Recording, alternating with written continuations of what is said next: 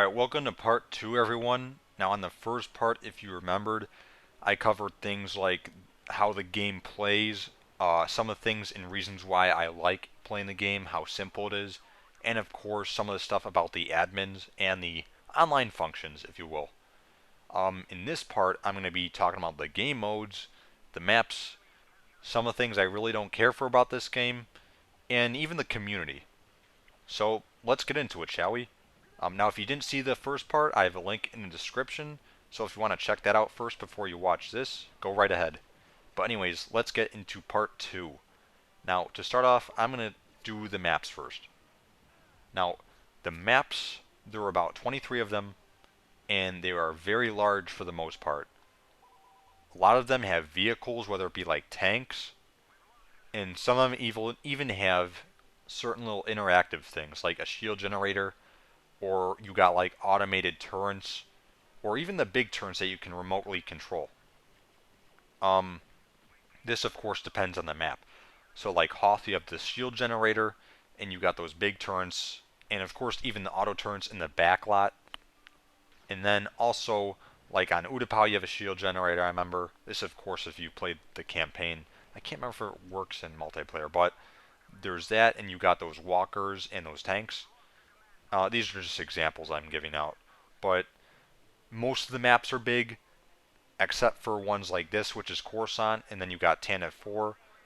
Polis Massa, I would say, is a little bit on the larger side, because it also has tanks, and has a very large wraparound that's mostly the inside map. But, like I said, for the most part, they're big maps. Now, the reason for this is because if you do play single player, especially on the PC, you know that there's a lot of AI units. So, these aren't just like 6v6, team deathmatch. This is like 25v25 team battle. So it's kind of like that. Now, of course, because not as many people play anymore, usually we'll have at most 12 players. But as you can see, this was a 10-player match, and we were still having a lot of fun and a lot of chaos going on. Now, of course, yeah, there's some AI units involved, but actually after this match, I think he turned them off.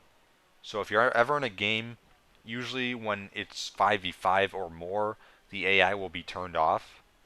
So that's just something to note out. But if it's less than that, usually there'll be some AI units. Now, how do I think of this? Um, Sometimes I like it because it gives you things to kill if you're running around doing nothing. But in larger battles like these, where you got a lot more players, they'll actually kind of get in the way of you sometimes, and I'll explain later. But yeah, that's really it for the maps, and I do like them a lot. And one of the things I will point out for them is that unlike Call of Duty, especially Call of Duty 4, every map is completely different from each other. There is no map that looks the same. Now, the reason why I say Call of Duty 4 is because as much as I love that game, guys, I'm going to flat out admit some of the maps kind of looked really similar.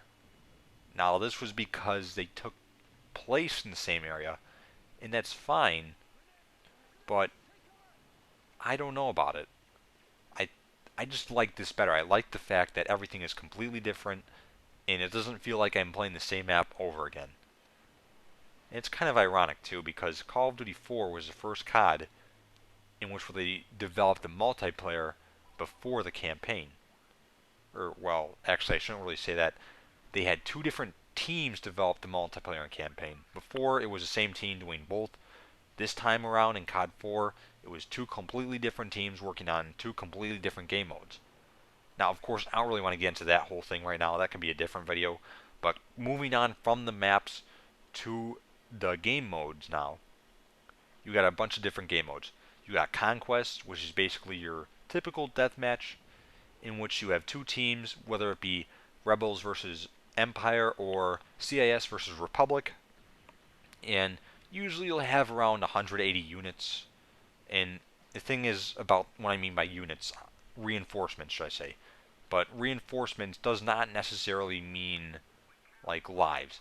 So you'll have you could have one reinforcement left and there'll still be like 6 people. And then if one of those 6 people dies, the game will be over. Yeah, you have players still around, but it's reinforcements, not like the number of actual players you have. And of course, your goal in Conquest is to try to defeat all the reinforcements, or if you're a really good player and a really good team, take all the command posts and stop them from spawning completely. So yeah, that's Conquest for you. Then of course next up we have Capture the Flag, which is my personal favorite, in which it's capture the flag. You take the flag and you bring it back to your base. Or if it's single flag capture the flag, you take the flag from the middle and you bring it to their base. Pretty fun, especially on Tantive 4 and Death Star. But moving on from capture the flag, we got hunt now. And what hunt is either you're usually a man or a beast. Now for like Endor, it's the Ewoks versus the Empire, stormtroopers. And then on Hoth, it's the Wampas versus the Rebels, the Alliance. And basically, when you're the Rebels or the Empire, you get your guns, you get your rocket launchers, you get all that stuff. But if you're like the Ewoks on Endor, you get like your rocks, your slingshots, your porch pitchforks, or what do you call javelin? I can't remember the name of them, but you get like those special weapons. Or if you're like the Wampas, you just get freaking brute strength, where you can punch the hell out of people, or do the famous like Hulk smash on the ground, causing the shockwave to kill an enemy, which is a lot of fun. So that's hunt mode. And the difference between the reinforcements that you see in Conquest, hunt mode has a score thing where it's usually first team who gets to 180 points. And by doing that, you gotta kill people. Also, did I mention there's no capturing command posts in hunt? So instead, there's just 2 spawn points on each side, and that's it. There's no capturing them, you just gotta kill the enemy team. Moving on, next up, we got Assault. Now, this varies whether it be a space battle or, of course, the land battle. On space, it's kind of like the deathmatch of space, in which you kill the enemy team and you try destroying their ship. But just like Hunt, it's first who gets to usually 180 points. Like I said, it can vary. And what you gotta do is you either get points for killing an enemy or destroying an enemy part of their ship. So yes, this actually does happen online too. There will be online space battles.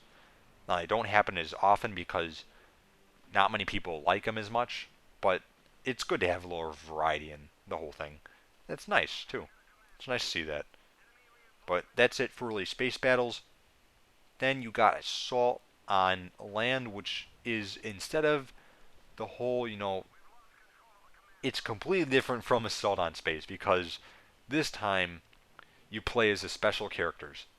And what I mean by special characters is if you're completely new to this game, I'm talking about the Jedi like Yoda, Obi-Wan Kenobi, Mace Windu, or like Boba Fett, Princess Leia, you know, Han Solo, all those people. You basically play as them, but instead of getting the lightsaber health bar in which it decreases over time, and the only way to regain health is by killing an enemy, instead of that, which is what usually happens when you like unlock the special character in Conquest, instead you just get a normal health bar like you do in this game mode. So yeah, just like basically deathmatch with Jedi and special characters, and it's a lot of fun. Very chaotic when everyone's a Jedi and trying to force each other. Very chaotic. But anyways, that's really enough for the game modes. I think I covered them all. If I'm missing one, let me know. But moving on to some of the things I don't really care for about this game. And we're going to start off with the explosives. So the explosives, the reason why I never really cared for them in this game is because of how random they can be. And I'm not talking about like, oh, I threw it and it went this way. No, I mean their blast radius is completely random. Not just in multiplayer either, it's in single player too. And what I mean is, you can shoot a rocket and it'll hit the wall near a player and it'll launch them into friggin' space and kill them. But then you can hit a rocket and you completely like nail them in the face and it'll blow up in their face. You see the hit marker and everything. It'll, just drain a little bit of their health. Not a big deal. Yes, that happens. It's not just with rockets, it's with grenades too. It's with mines. And it's with death packs. It's with basically every explosive in this game. And it's kind of a little frustrating, but not the worst. Then next up, we have the mines themselves. Now, just like the explosives, they're random too, but not just with the blast radius. No, no, no. How you get them to explode is what they're random with. Because you could see an enemy player walk right over your mine and nothing will happen, but then you'll be just walking near it and not on it, and it'll blow up and you'll die. Now, what also will happen, and this is kind of funny, an AI unit will be stupid and you'll see the mine and you'll know to avoid it, but the AI will walk right over it and blow you to smithereens, and you'll just be shaking your head like, why did this just happen? And like I said, it's kind of more of a little funny thing, but yeah, that happens too. And it's kind of annoying sometimes. But that I really don't care for either. And then I would say the last thing I don't really care for is the tanks. And the reason why I don't really care for the tanks is because unlike in Call of Duty where you can kill them with like 2 rockets, in this game they take like 7 rockets. And did I mention they regain health? So yeah, that's a little bit of a problem. But if you can take one down quick enough, they will die and it is glorious. But yeah, those are really the things I don't really care for in this game. And while I would go on with this whole topic, with the community talk, I think I'm going to save that for another video, seeing as I'm already at like 12 minutes right now. So, next video will be about the Battlefront community, and simply just that. And I might also include some news if there's any updates. There's not really much going on right now, but I'm going to actually make this a part 3 review. It's pretty shocking, actually. I never done reviews in parts. I've actually never really done reviews to begin with, but because of my kind of time limit I have, I'm going to have to do this, so I'm sorry if it's a little weird. So tune in next time where I talk about the Battlefront Online community itself. Thank you for watching, guys.